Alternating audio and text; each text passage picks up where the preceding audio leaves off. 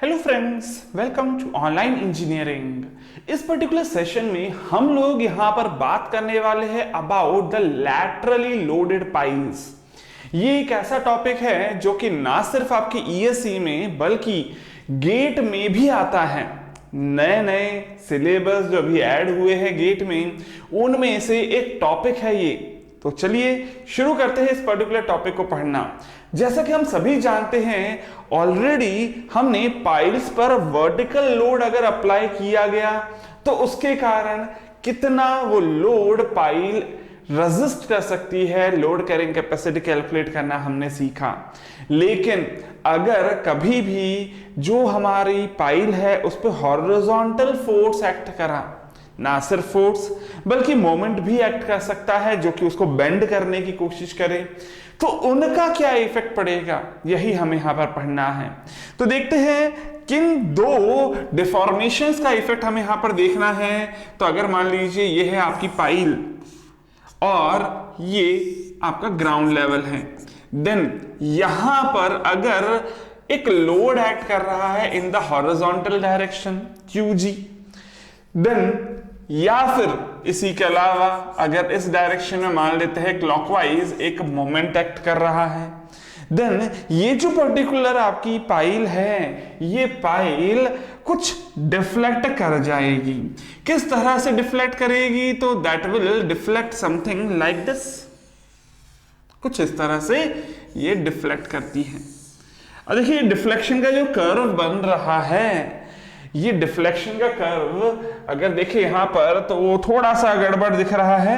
क्या, वो मैं बता देता हूं आपको कि कैसे बनना चाहिए था एक्चुअली डायग्राम। तो ये कुछ इस तरह से यहां पर बेंड होना चाहिए। मतलब अब शायद आप बोलोगे सर डिफरेंस है कहां? डिफरेंस है कहां? बिल्कुल सही बात है, डिफरेंस कहां है?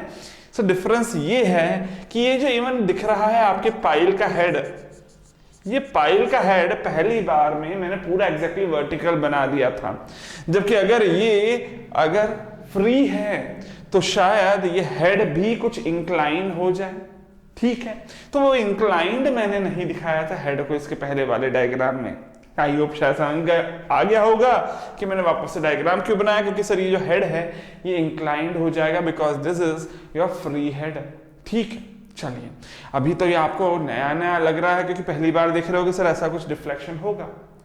अब बात को समझना कि यहां पर ये जो डिफ्लेक्शन दिख रहा है इसको रेजिस्ट करेगी सराउंडिंग में प्रेजेंट जो भी सॉइल है। ये तो सॉइल की जो प्रॉपर्टीज है ये तो अफेक्ट करेगी ही यहां पर, बट इसी के अलावा जो पाइल है, पाइल की प्रॉपर्टीज भी यहां पर अफेक्ट करेगी हमारे डिफ्लेक्शन को।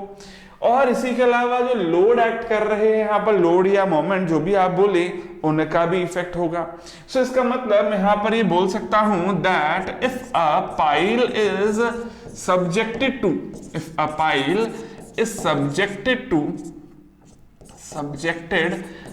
lateral load, it will deflect।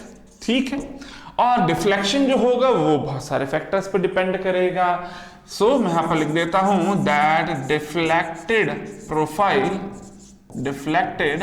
Profile of pile will depend on, किस किस पर डिपेंड करेगा, चलिए वो भी लिख देता हूं कौन कौन से फैक्टर होंगे।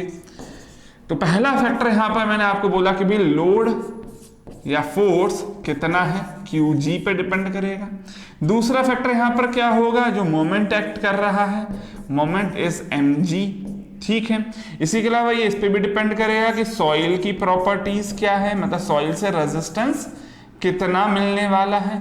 तो सॉइल की जो प्रॉपर्टी यहां पर हम लोग स्टडी करते हैं that is known as your K। अब K क्या है? K is the modulus of subgrade. तो यहां ये जो हमारा सॉइल है इसको क्या बोल रहे हैं हम लोग? एज द सबग्रेड बुला लेते हैं। तो K के बारे में बाद में बताता हूं, लेकिन सॉइल प्रॉपर्टीज पे डिपेंड करेगा। इसी के अलावा ये डिपेंड करेगा पाइल की प्रॉपर्टीज पे भी, पाइल प्रॉपर्टीज ऑल्सो। तो पाइल की प्रॉपर्टीज को कंसीडर करने के लिए मैं यहां पर ले लेता हूं एज EI। ठीक है, चलिए इसी के अलावा और बात करें यहां पर तो ये इस पे भी डिपेंड करेगा कि भाई डेप्थ और लेंथ ऑफ पाइल क्या है। ठीक है, लेंथ ऑफ पाइल क्या है। तो यहां पर हम लोग पाइल्स को क्लासिफाई करते हैं इनटू टू कैटेगरीज, एक तो लॉन्ग पाइल हो सकती है या फिर शॉर्ट पाइल हो सकती है, डिपेंडिंग अपॉन कि पाइल की लेंथ कितनी है। अब जो हम लोग शॉर्ट या फिर लॉन्ग कैसे डिस्टिंग्विश करें उसके बारे में मैं थोड़ा सा आपको बाद में बताता हूं, बट सबसे पहले यहां पर ये समझते हैं कि इस तरह का अगर लैटरल लोड लग रहा है तो उसको स्टडी करने के लिए कुछ अलग अलग नंबर ऑफ थ्योरीज हैं। जैसे कि आपने पाइल की या जो फाउंडेशन है उसकी लोड कैरिंग कैपेसिटी निकालने के लिए अलग अलग थ्योरीज पढ़ी थी। नाम याद दिला देता हूं, हमने शुरू करा था फ्रॉम द रैंकाइंस थ्योरी, या फिर उसके बाद हम लोगों ने बेल्स थ्योरी पढ़ी, फिर प्रांटल थ्योरी देखी, तरजागी थ्योरी देखी, स्कैम्पटन थ्योरी देखी, मेयरहॉफ की थ्योरी देखी। खैर वैसे ब्रिक हैंसन बहुत सारे नाम थे for the vertical load. In the same way यहां पर जो लैटरल लोडिंग हो रही है उसके लिए भी काफी अलग अलग थ्योरीज हैं। सो यहां पर मैं बता देता हूं आपको सबसे पहले थ्योरीज के नाम। हाँ ऑफ कोर्स इनमें से सभी थ्योरीज इंपॉर्टेंट नहीं होंगी, तो काफी सारी थ्योरीज ऐसा लगेगा कि सर ये बताकर क्या फायदा हो गया, लेकिन हाँ एटलीस्ट क्या बताया वो मैं आपको जरूर बताऊंगा हर एक थ्योरी के बारे में। सबसे पहले यहां पर हम लोग देखते हैं सबसे पुरानी जो थ्योरी है दैट इज विंकलर्स थ्योरी। तो विंकलर्स मेथड, विंकलर्स थ्योरी जो भी आप बोल दें। दूसरी यहां पर जो हम लोग पढ़ेंगे दैट इज द तरजागी। लेकिन मजे की बात यह है कि इस बार तरजागी का नाम, जो तरजागी की थ्योरी है वो मेन थ्योरी नहीं है यहां पर। इसी के अलावा हम लोग यहां पर देखने वाले हैं about the Derrison theory, डेरिसन theory. लेकिन इस पे भी क्वेश्चंस नहीं आते हैं ना आने वाले हैं। इसी के अलावा जो चौथी थ्योरी है, जो सबसे इंपॉर्टेंट थ्योरी, इस पे क्वेश्चंस बनेंगे, ये मान के चलो 95% चांसेस है कि भाई आपको फोर्थ थ्योरी पे ही क्वेश्चंस आए। नाम तो आप जानना ही चाहोगे, पढ़ेंगे भी इसके बारे में, and that is the Matlock and Reese theory. ठीक है, तो इसी के बारे में मेनली हम लोगों को पढ़ना है। लेकिन चलिए एक एक करके सभी को कवर करते हुए लास्ट में फाइनली जो थ्योरी इंपॉर्टेंट है उस पे पहुंचेंगे हम। सबसे पहले बात करता हूं मैं यहां पर विंकलर्स थ्योरी के बारे में। तो what is your Winkler's theory? Winkler's की क्या है थ्योरी? तो विंकलर्स की जो थ्योरी है ये एक्चुअली एक स्प्रिंग एनालॉजी मेथड है। स्प्रिंग एनालॉजी मेथड है। अब स्प्रिंग एनालॉजी मेथड क्या है, ये मतलब इसका वो चलिए बताता हूं। विंकलर्स ने बोला कि जो हम लोग यहां पर पाइल का डिफ्लेक्शन देख रहे हैं वो डिफ्लेक्शन वैसा ही कुछ है जैसा कि आपको एक स्प्रिंग में देखने को मिलेगा, स्प्रिंग सिस्टम में देखने को मिलेगा। मतलब कि अगर मान लीजिए ये अगर आपकी एक पाइल है, पाइल बोल दो या बीम बोल दो, क्योंकि यहाँ पर बीम के तौर पे ही स्टडी की जाती है पाइल की, और ये मान लीजिए अगर आपकी सॉइल पर रेस्ट कर रहा है और इस पर अगर आपने इस तरह का एक लोड अप्लाई कर दिया तो पक्की बात है ये जो पाइल है या बीम है ये डिफ्लेक्ट करती है कुछ इस तरह से। ठीक है, लेकिन जब ये डिफ्लेक्ट कर रही है और नीचे की तरफ सॉइल प्रेजेंट है तो सॉइल में भी रेजिस्टेंस और रिएक्शन मिलती है हर एक पर्टिकुलर पॉइंट से। ठीक है, ये भी बात समझ में आती है। तो यहां पर आपको विंकलर्स ने बोला कि जो यहां पर रेजिस्टिंग फोर्स एक्ट कर रहा है ये मिल रहा है because of the modulus of subgrade. ठीक है, लेकिन ये जो मॉडुलस ऑफ सबग्रेड है इसके बारे में तो खैर अभी विंकलर्स ने नहीं बोला, लेकिन इसी को समझाने के लिए विंकलर्स ने बोला कि भाई इसको समझने के लिए आप स्प्रिंग का भी एक मॉडल समझ सकते हो। कैसा मॉडल? तो वो मॉडल उसने बताया था हमें कि भाई आप मान लो ये आपकी पाइल है या फिर बीम है और इस पे कुछ नंबर ऑफ इस तरह से स्प्रिंग्स लगी हुई है। ठीक है, तो ये एक स्प्रिंग तो नहीं है, जितने भी पॉइंट्स आप स्टडी करना चाहो उतने नंबर ऑफ स्प्रिंग्स आप यहां पर लगा लो। ठीक है, तो ये है हमारा रेजिस्टेंस जो कि स्प्रिंग्स से मिलने वाला है। अगर आप लोड अप्लाई कर रहे हो सेंटर पे तो मेनली जो रेजिस्टेंस है वो आपको सेंटर वाली स्प्रिंग देगी, और हर एक पर्टिकुलर, अगर मान लीजिए पूरी की पूरी सॉइल आपकी होमोजीनियस है यहाँ पर, तो ये जितनी भी स्प्रिंग्स है इनका भी जो स्टिफनेस कोएफिशिएंट है वो क्या रहेगा, सेम रहेगा, के लिख देते हैं हम लोग इसको।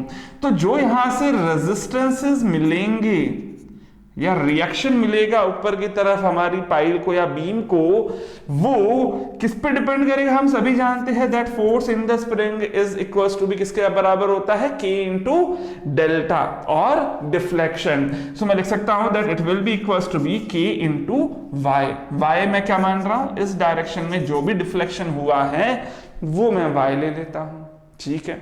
सो ये होगी बात यहां पर that y is the deflection, लेकिन जो रिएक्शन है वो डिफ्लेक्शन के अपोजिट डायरेक्शन में एक्ट करेगी, इसीलिए यहां पर नेगेटिव साइन भी ले लेना चाहिए। तो ये तो बहुत ही सिंपल सा वही वाला फॉर्मूला है जो कि आपने स्ट्रेंथ ऑफ मटेरियल्स में स्प्रिंग में पढ़ा था, या फिर इवन स्कूल लेवल में जब आपने स्प्रिंग पढ़ी थी तब भी ये पढ़ा था फिजिक्स में। तो यही सेम फॉर्मूला लगेगा, ये बोला था विंकलर्स ने, to calculate the reaction of the surrounding soil, क्योंकि सॉइल एक तरफ नहीं है, सॉइल तो दोनों ही तरफ होगी। अगर ये वर्टिकल पाइल है इस तरह की, तो अगर इस तरह की पाइल है तो दोनों ही तरफ से रिएक्शन मिलेंगी, लेकिन जो भी रिएक्शन होगी वो किसके बराबर होगी, K इंटू वाई। वाई अगर मैं मान लीजिए ये इस तरह से बता रहा हूं आपकी पाइल को, तो y अब कौन सी डायरेक्शन में होगा, वो इस डायरेक्शन में हो जाएगा, डिफ्लेक्शन, ठीक है। और जो रिएक्शन मिल रही है वो रिएक्शन इधर वाली सॉइल से और इधर वाली सॉइल दोनों से ही मिलेंगी, ये बोल दिया था विंकलर्स ने। आई होप आप समझ गए होंगे कि ये वाला जो मॉडल दिया उसने, उस मॉडल को उसने इसके साथ किस तरह से एनालॉग और सिमुलेट किया, वो आप समझ सकते हो कि भाई इधर से वर्टिकल डायरेक्शन में रिएक्शन मिल रही थी, और जबकि हमारे लैटरली लोडेड पाइल्स में जो रेजिस्टेंस मिल रही है सॉइल से वो हॉरिजॉन्टल डायरेक्शन में मिल रही होगी। सो विंकलर ने बोला कि भाई अगर आपको यहाँ पर रिएक्शन कैलकुलेट करनी है फ्रॉम द सराउंडिंग सॉइल, तो आप सिंपली यहाँ पर एक जो स्प्रिंग कांस्टेंट था जैसे यहाँ पर, वैसे ही आप यहाँ पर भी कांस्टेंट डिफाइन करें और उसके बेसिस पे आप स्प्रिंग समझते हुए कैलकुलेशंस कर सकते हो। लेकिन इसी विंकलर की जो थ्योरी है, चलिए इसी के बारे में मैं थोड़ा यहाँ पर आपको सेंटेंस फॉर्म में भी लिखकर दे देता हूं ताकि आपकी नोट्स प्रिपरेशन इजीली हो जाए।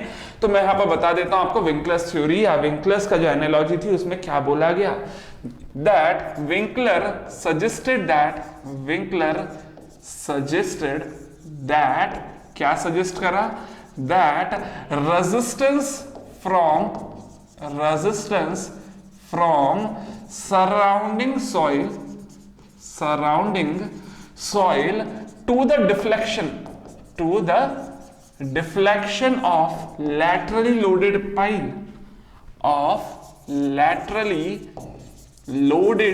pile can be simulated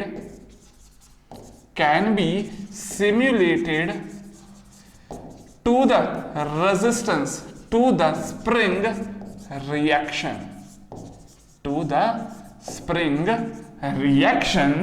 and reaction at any point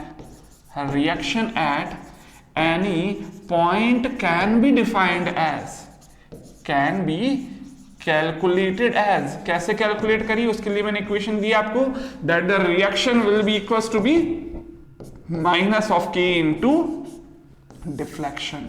तो यही सिंपल सा फॉर्मूला है जो कि विंकलर्स ने सजेस्ट करा, लेकिन यहां पर K क्या था, तो दैट वाज स्प्रिंग्स कांस्टेंट। अब इसी में थोड़े और करेक्शंस किए गए, इसी में थोड़ा सा और मॉडिफिकेशन किया गया, और वो जो मॉडिफिकेशन किया था that modification was given by Terzaghi. तो तरजागी का क्या मॉडिफिकेशन था, सिंपली बता देता हूं that he modified the equation given by Winkler's के द्वारा जो दी गई इक्वेशन थी उसको उसने थोड़ा सा मॉडिफाई कर दिया, and suggested the use of, किसका यूज करने का बोला उसने? इसने बोला कि भाई यूज करो आप subgrade reaction, subgrade reaction instead of spring constant, instead of spring constant. तो स्प्रिंग कांस्टेंट की जगह आप क्या यहां पर यूज करना चाहिए? आपको यहां पर मॉडुलस ऑफ सबग्रेड यूज करना चाहिए। मतलब रिएक्शन की वैल्यू कितनी हो जाएगी? माइनस ऑफ के एच इंटू डेल्टा। ठीक है, तो ये सजेशन दिया यहां पर तरजागी ने, और साथ ही साथ उसने यहां पर एक मदर इक्वेशन भी दी। मदर इक्वेशन मतलब सबसे मेन जो इंपॉर्टेंट इक्वेशन है यहां पर for studying these laterally loaded piles, वो भी दी तरजागी ने। अब वो इक्वेशन क्या है? तो इक्वेशन बहुत ही सिंपल सी है, जो कि आप स्ट्रेंथ ऑफ मटेरियल्स में पढ़ते हो।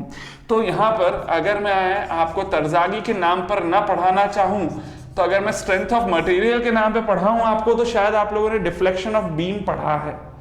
जैसा कि मैंने इसके पहले भी बोला कि भाई पाइल को स्टडी करना है, लेकिन उसको एक बीम मानते हुए स्टडी करेंगे हम।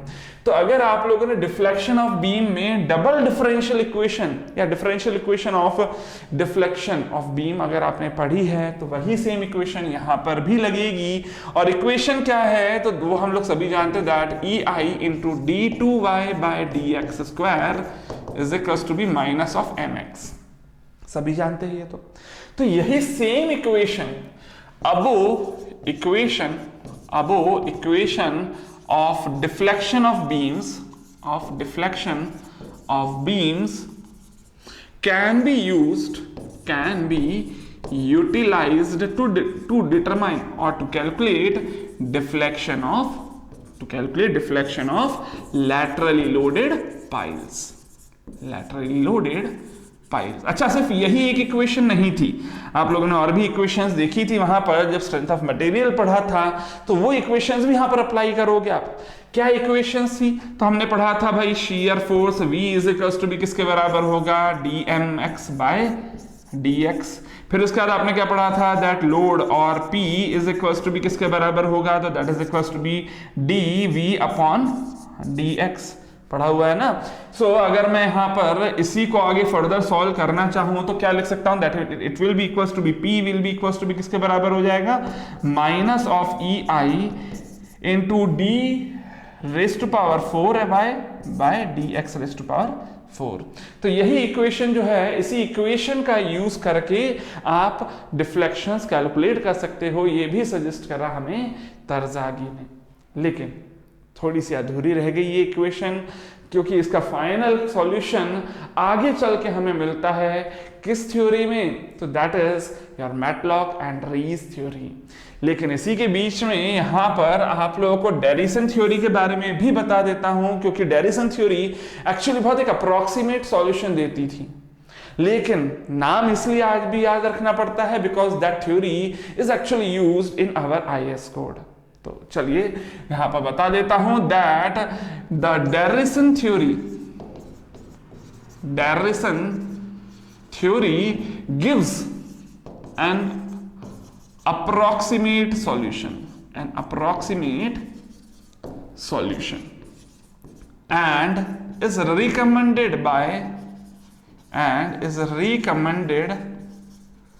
in IS code. तो IS कोड का नंबर यहां पर याद रख लेना 2911 कोड। बट फिर भी क्वेश्चंस जो है या इवन वर्ल्ड वाइड अगर मैं बात करता हूं तो ये थ्योरी यूज नहीं की जाती है। थ्योरी जो यूज की जाती है that is Matlock and Reese theory. तो चलिए अभी मैटलॉक एंड रीस थ्योरी के बारे में समझते हैं यहां पर। तो क्या है हमारी मैटलॉक एंड रीस थ्योरी?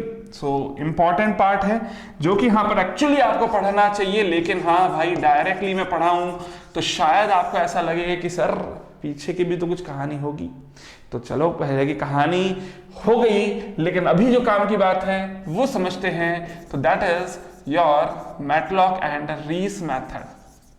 तो मैटलॉक एंड रीस मेथड जो है इसके बारे में चलिए अभी पहले समझते हैं। अगर तो जैसा कि मैंने आपको इसके पहले भी इक्वेशन बताई, वो इक्वेशन फॉर द डिफ्लेक्शन उसका ही यूज करना है, लेकिन उसके पहले यहां पर बात को समझना कि ये जो पर्टिकुलर मेथड है this is applicable for, it is applicable for कौन सी पाइल्स?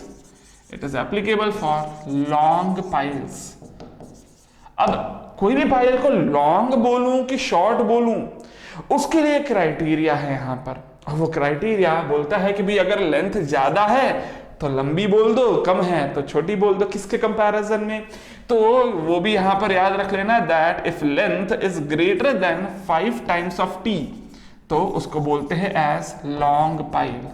अगर लेंथ की वैल्यू लेसर देन 5t है तो उसको बोल देते हो आप एज द शॉर्ट पाइल। अब आप बोलोगे सर ये t क्या दिख रहा है, तो t भी सुन लेते हैं। t क्या है यहां पर? This t is your relative, is the relative stiffness factor. क्या है ये t? ये रिलेटिव स्टिफनेस फैक्टर। अगेन ये सॉइल की प्रॉपर्टीज के बारे में बताएगा आपको, इवन पाइल की प्रॉपर्टीज के साथ। तो चलिए देखते हैं। यहां पर t के लिए सिंपली फॉर्मूला है that is given by EI upon NH raised to power 1/5। अब अगेन यहां पर एक और सवाल आएगा, सर EI क्या है? तो EI is nothing but that is the stiffness modulus, that is the stiffness या फ्लेक्सुरल रिजिडिटी ऑफ और फ्लेक्सुरल रिजिडिटी ऑफ योर किसका? पाइल का। ठीक है, ऑफ पाइल। तो यहां पर आई किसका लेंगे? पाइल का लेंगे। पाइल का जो भी शेप होगा उसके हिसाब से मोमेंट ऑफ इनर्शिया आप निकाल लेंगे। और ये जो ईटा एच दिख रहा है ये आपको बताएगा आपको सॉइल की प्रॉपर्टी के बारे में।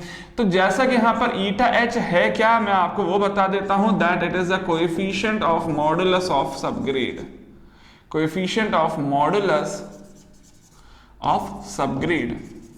अब जरा बात को समझना, जैसे कि मैंने आपको इसके पहले बताया था, क्या बताया था?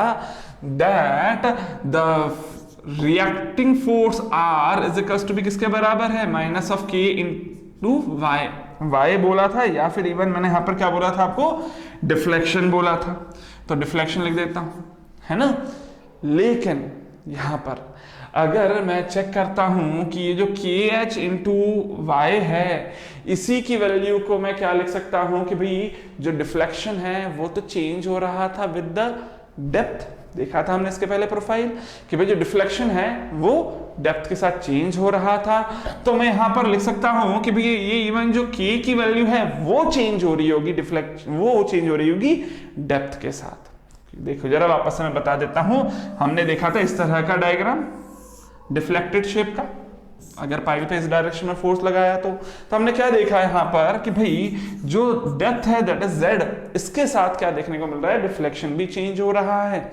सो जितनी ज्यादा यहां पर डेप्थ होगी उतना वहां पर धीरे धीरे क्या होता जाएगा? डिफ्लेक्शन कम होता जाएगा। और यही एक्चुअली बेसिक फंडामेंटल है किसी भी पाइल को लॉन्ग या शॉर्ट बोलने का। अगर मान लीजिए ये पाइल की लेंथ ज्यादा है तो बॉटम तक जाते जाते ये जो स्लोप दिख रहा है वो 0 हो जाएगा।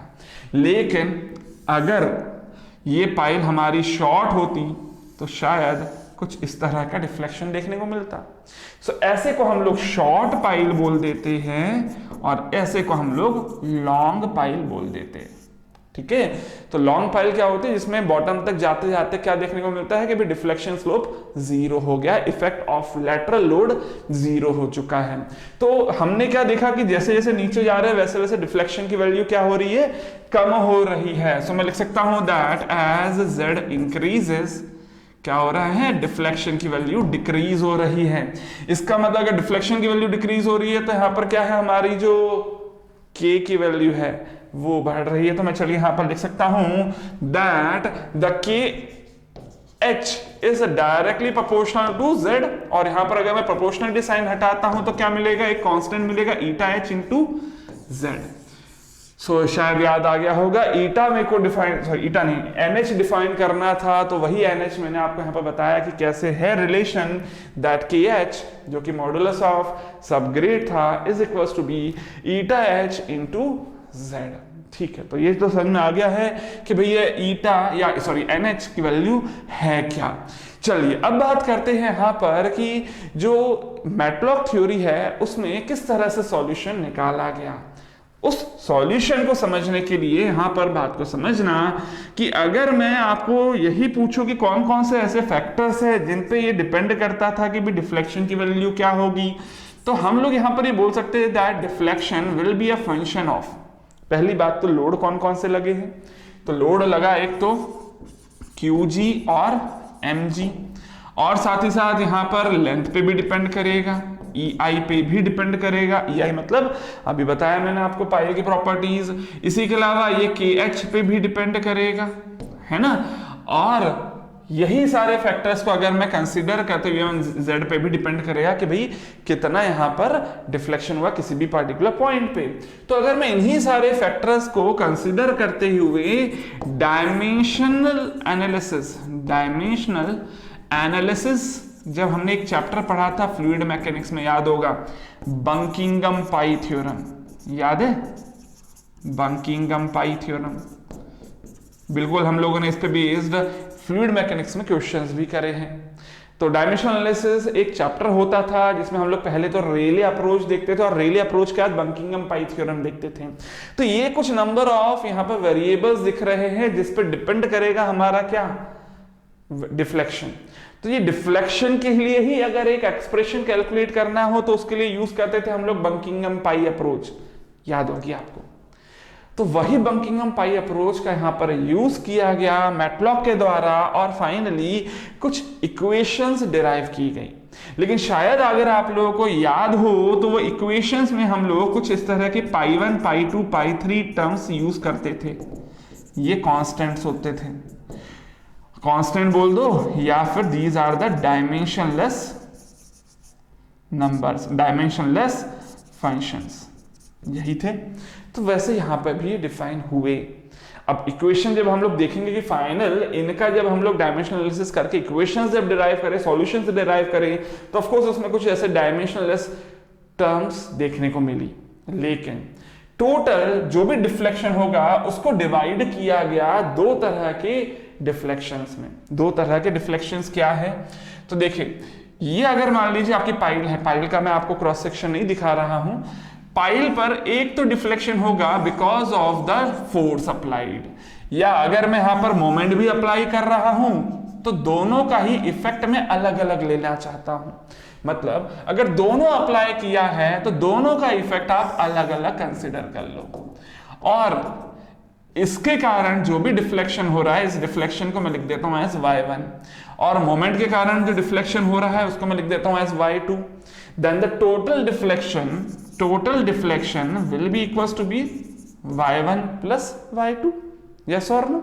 हाँ, अगर मैं y1 की बात कर रहा हूं तो देखिए यहाँ पे जो भी मैंने आपको वेरिएबल्स बताए, y1 में जब मैं कंसिडर करूंगा तो mg टर्म नहीं आएगी, so it will be a function of किस किस का, qg l z ei और kh, है ना।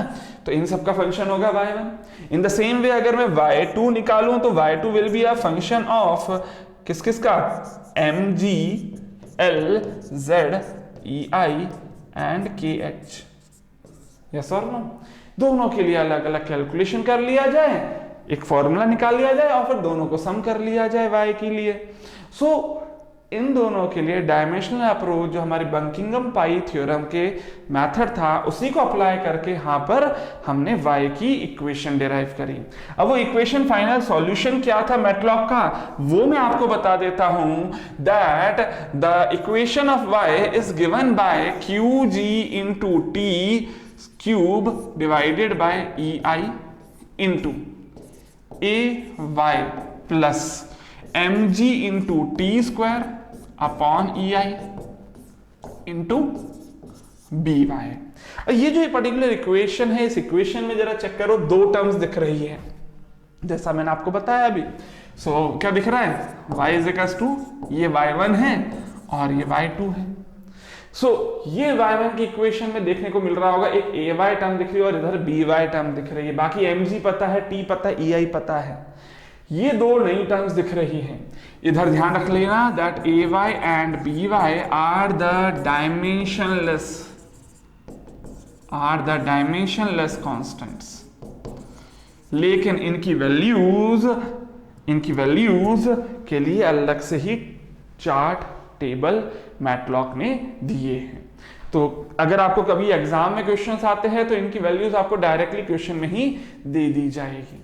लेकिन चलिए अभी बात करता हूं, ये तो हमारे एक इक्वेशन हुई किसके लिए, फॉर द डिफ्लेक्शन।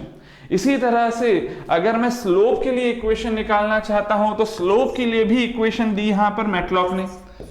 किसी भी पर्टिकुलर पॉइंट पे स्लोप की वैल्यू अगर निकालनी है then it is given as QG into T square divided by EI into another constant AS plus mg into T divided by EI into BS। ध्यान दीजिएगा थोड़ा सा चेंज है, इधर से एक t की टर्म हटा दो और जो कॉन्स्टेंट्स है उनको चेंज कर दो, AS और BS।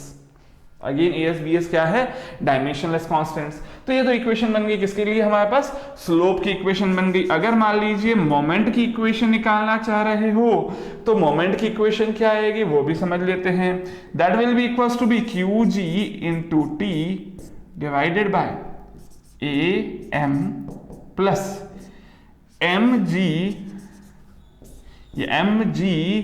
Into BM।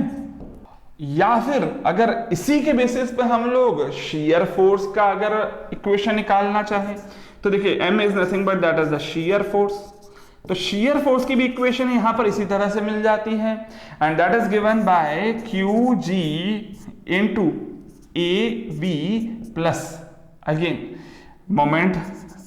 यहां पर अगर आप डायमेंशन चेक करोगे इधर फोर्स चाहिए तो ये तो मोमेंट दिख रहा है ना, हाँ BM या BS या AS या AM या इधर AV और इधर आएगा BV, सभी डायमेंशनलेस है।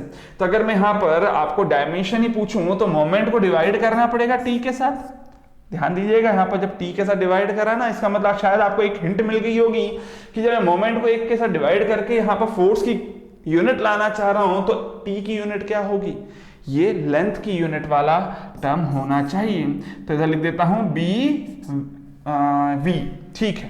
अच्छा t का अगर मैं डायमेंशन यहां पर लिख देता हूं, पहले ही वो रह गया था, तो t की यूनिट क्या रहेगी, मीटर, ठीक है।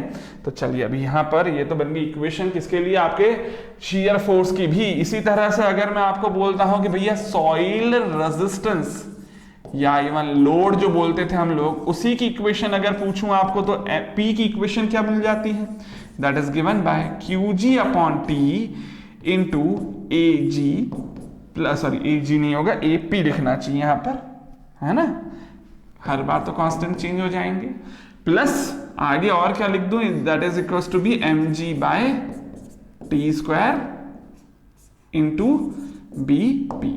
सो ये इक्वेशंस बन जाती है। मे भी हो सकता है कभी क्वेश्चन में आपको डिफ्लेक्शन की वैल्यू पूछी जाए, मे भी हो सकता है क्वेश्चन में कभी आपको स्लोप की वैल्यू पूछी जाए, हो सकता है कभी आपको shear फोर्स की वैल्यू पूछी जाए। तो खैर क्वेश्चन तो कुछ भी पूछा जा सकता है।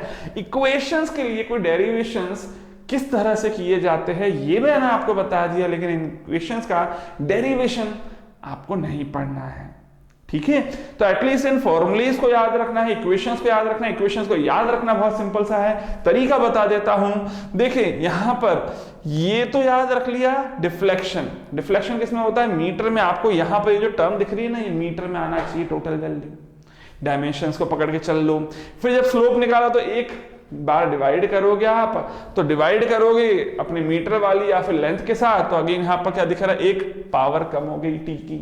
फिर उसके बाद अगर अगेन यहाँ पर देखोगे तो m की इक्वेशन दिख रही है। तो उसके बाद आप जरा चेक करो shear फोर्स, तो shear फोर्स में फोर्स की ही इक्वेशन, फोर्स का ही टर्म यहाँ पर यूज होना था, तो दैट इज QG। और अगर मेरे को मोमेंट से फोर्स की टर्म चाहिए तो डिवाइड कर दो लेंथ के साथ, तो लेंथ कौन सी होनी चाहिए, t की। तो इस तरह से बहुत ही इजी वे में यहाँ पर ये सभी इक्वेशंस आप लोग याद रख सकते हो। लेकिन एक छोटा सा ट्विस्ट है यहाँ पर, ट्विस्ट आपको बता देता हूं। अप्लाई करने के पहले ये ट्विस्ट को याद रख लेना, that all above equations are for free head piles. अब फ्री हेड पाइल्स क्या होती है वो बताता हूं, बट पहले जो मैंने लिखा नोट वो ध्यान रख लेना, दैट, चलिए नोट को मैं अलग कलर से ही लिख के दे देता हूं। नोट क्या है यहां पर, नोट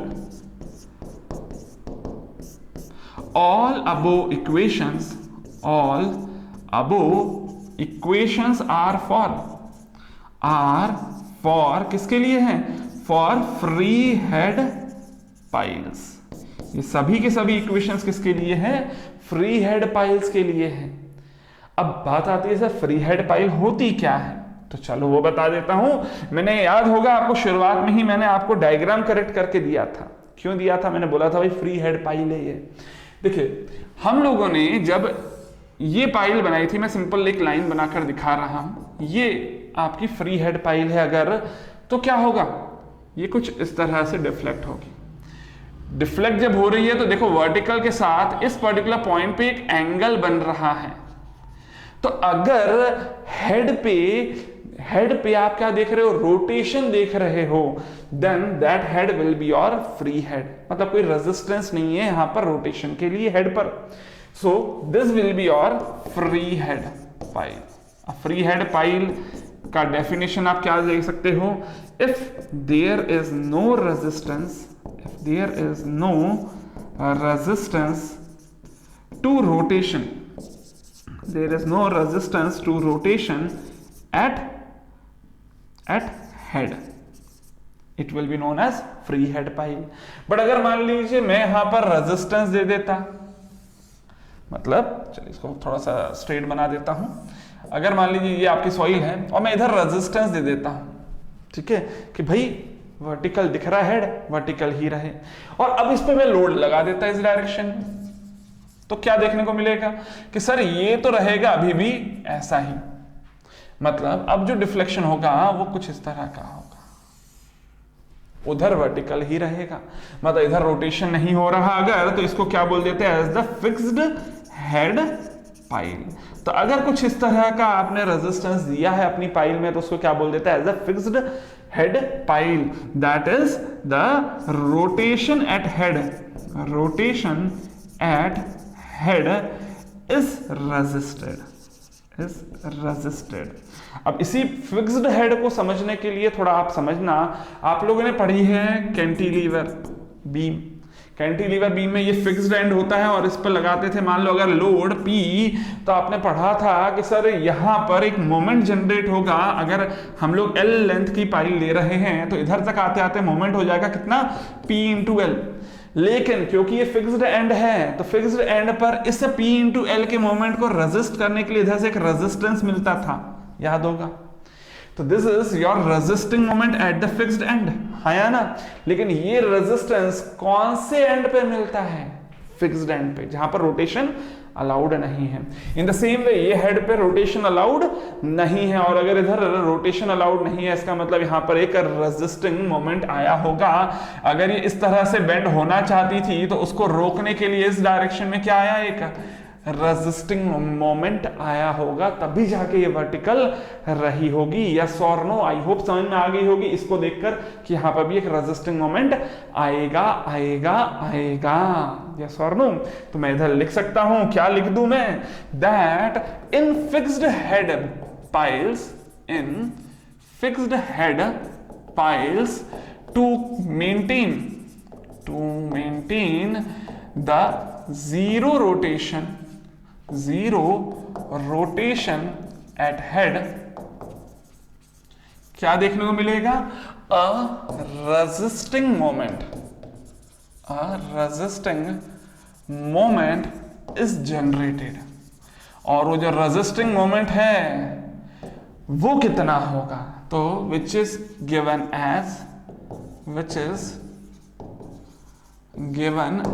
ये जो रेजिस्टिंग मोमेंट होगा वो कितना होगा? तो that is also given by your Matlock theory, और रेजिस्टिंग मोमेंट की वैल्यू ली गई as equals to be 0.93 into QG into T। क्या पता शायद आपके क्वेश्चन में आपको डायरेक्टली ये फॉर्मूला ही पूछ ले, है ना। तो रेजिस्टिंग मोमेंट कितना होता है फिक्स्ड हेड पर? That is given by this. अच्छा, अगर मान लिया आपको फिक्स्ड हेड वाली पाइल का एनालिसिस ही करना हो, तो जो इसके पहले फॉर्मूलेज यूज करे उन्हीं का यूज करना है, थोड़ा सा चेंज करके। देखिए ये एक्स्ट्रा मोमेंट आ रहा है रेजिस्टेंस के कारण। तो अगर मान लीजिए आपको एक पाइल दी गई थी जिसमें सिर्फ हॉरिजॉन्टल लोड ही दिया है, और आपको पूछता है कि भाई मेरे को बता दो that what will be the deflection, तो उसके लिए क्या करोगे आप? डिफ्लेक्शन का फॉर्मूला आप लोगों को पता है।